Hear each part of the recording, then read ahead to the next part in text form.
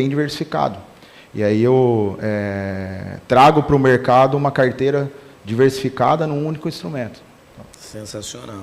Que é um princípio muito importante. Para você que está nos assistindo, todo o processo de diversificação, de investimento, ele começa com, primeiro, o respeito do perfil do investidor.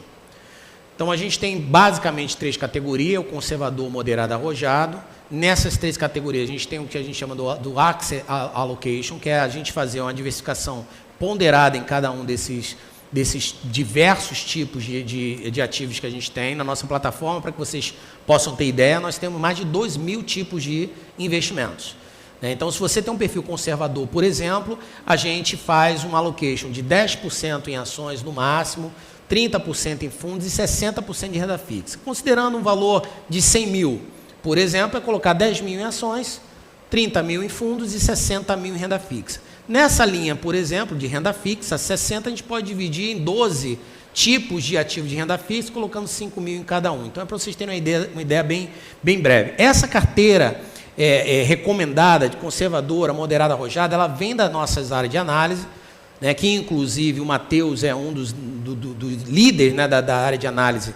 Ele compõe o time de análise da Orama, que é a nossa parceira-chave da Corporate Investimento 360 Graus, que entrega as carteiras recomendadas para o nosso time de assessoria de investimento, para que a gente possa fazer a alocação dos nossos clientes investidores, pessoa física ou jurídica. Sendo que pessoa jurídica, essa diversificação fica concentrada em renda fixa, né, e com liquidez rápida. E aí, nesse desenvolvimento de montar a carteira, o próximo passo que a gente tem que considerar é exatamente a diversificação para criar uma proteção e um bom retorno equilibrado do retorno de investimento da carteira como um todo. Então, a gente não vende um ativo, a gente não oferece para o cliente garantia de rentabilidade, porque o mercado é soberano, a gente não pode prometer se vai dar um retorno de 30%, de 20%, de 15%, de 10% ao ano, por exemplo. Agora, fica aqui uma dica. Se alguém promete para vocês algo acima de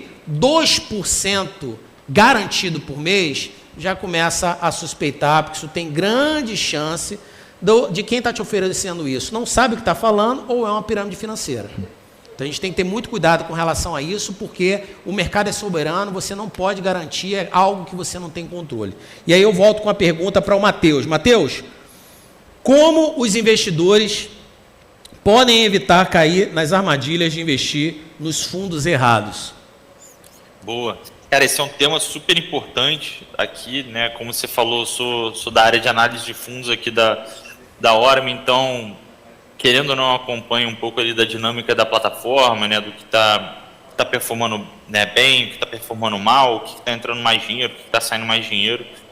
E eu acho que uma armadilha assim, que a gente vê aqui com frequência, tenho certeza que, né, que você, Robson, o Rodolfo, o Guilherme também veem isso ou conhecem alguém que tem esse tipo de comportamento, que é a armadilha de você, né, só querer alocar em um fundo ali por conta da rentabilidade de curto prazo.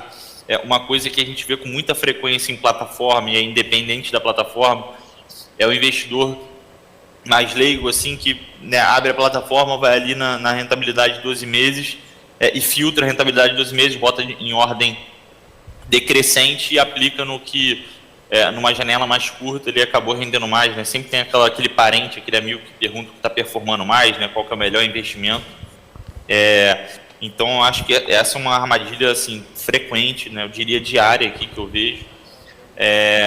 E eu acho que assim, pode ser muito prejudicial para o investidor no longo prazo, assim, não só no longo prazo, mas também no médio prazo, porque aquele fundo, né, que está rendendo mais, uma janela mais curta, 6 meses, 12 meses, pode estar rendendo mais simplesmente porque o gestor concentrou muito uma posição, porque o gestor alavancou o fundo, né, é ali um risco incorrido que você não consegue ter, de fato, a dimensão só olhando um número na tela. Então, eu acho que para o investidor não cair nessa armadilha, né, de buscar só o que está rendendo mais numa janela mais curta, mudar um pouco o mindset ali, um pouco a forma de ver investimentos, né, pensar mais no gestor que pode não ter ficado ali no primeiro quartil de retorno, pode ter sido aquele que não rendeu mais em determinado ano ou determinado período, mas só que numa janela mais longa, né, o gestor consegue apresentar uma rentabilidade saudável ali, consistente,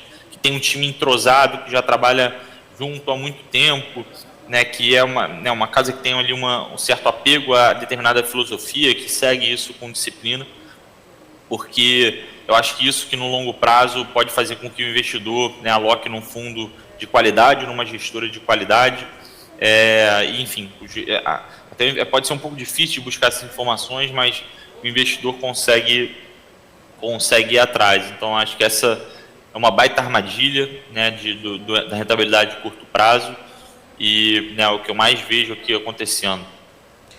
Guilherme Rodolfo, quais as vantagens que o investidor tem em investir em fundos com essa característica citada na pergunta anterior, que é o agronegócio? Ótima pergunta, inclusive, né? Se você me permitir, eu acho que o Matheus fez um comentário muito interessante das armadilhas. Acho que a nossa casa também carrega isso como uma premissa, né? Acho que por isso que nós trazemos para o mercado essa estrutura hoje de um FIC-FIM CP agronegócio, para justamente, na pergunta anterior eu acabei dando já um viés dessa resposta. Spoiler, a diversificação, né, através de um único instrumento. No final das contas, o investidor ele não pode procurar só a rentabilidade, como o Matheus falou. Ele tem que diversificar a carteira. E, às vezes, ele escolhendo um fundo, numa casa aí, com uma experiência comprovada, como, por exemplo, a Orama, que está aqui participando conosco, a nossa casa, que já tem mais de 10 anos de história em crédito privado, então tem toda uma experiência. E com um fundo desse, o cliente ele traz diversificação para o portfólio dele. Hoje tem diversos ativos no mercado para o agronegócio, né? Com o advento aí dos FIAGROS, né, de 2021 para cá, diversos FIAGROS no mercado, com excelentes históricos de rentabilidade também. Tem oportunidade de CRA, tem oportunidade de uma série de ativos. CRA é o certificado de recebível. Certificado de recebível do agronegócio. Então, é uma estrutura já diferente, né, de um fundo, ele é para uma operação específica, mas nós trazemos agora para o mercado um viés também de um fundo com característica de renda fixa. Ele não é um fundo de renda fixa, é um multimercado, mas ele tem uma característica de renda fixa porque ele não vai ter oscilação. Ele vai ser ali uma carteira bem tranquila, bem previsível, porque ele vai alocar em outros FDICs também, FIAGROS, que estão sob a nossa gestão. O que é FDIC? FDIC, assim, bem também, até me perdoa, né, que às vezes a gente já está no mercado, aí é muito natural para nós. Fundo de investimento de direitos creditórios. Quando eu falo de um FDIC FIAGRO, é a mesma coisa voltado ao agronegócio, né? Então, é o FIAGRO de papel, para ficar mais simples. E o que é o direito creditório? Direito de você, quando uma empresa ela vende a prazo, por exemplo, vamos pegar uma revenda de fertilizante, por exemplo.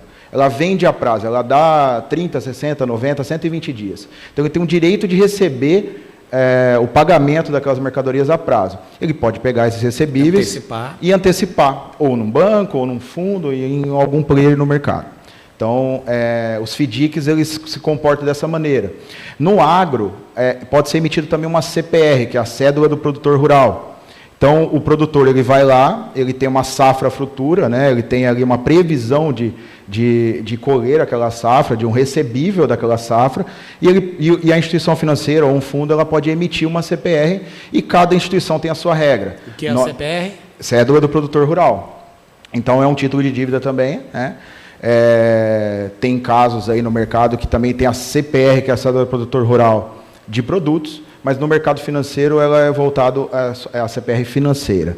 Então, respondendo à tua pergunta, através de um fundo como esse que nós apresentamos para o mercado, o cliente ele tem a vantagem de diversificação, baixa oscilação nos ativos dele nessa característica. Então, uma oportunidade, às vezes, dele dar aquele pedaço de renda fixa e colocar em um fundo, que esse fundo vai fomentar diversos outros que vai fomentar o agronegócio brasileiro. Então, de uma certa forma, ele está contribuindo também para a locomotiva do país, que é o agro, né? Então, além de tudo isso, trazendo uma boa rentabilidade para ele.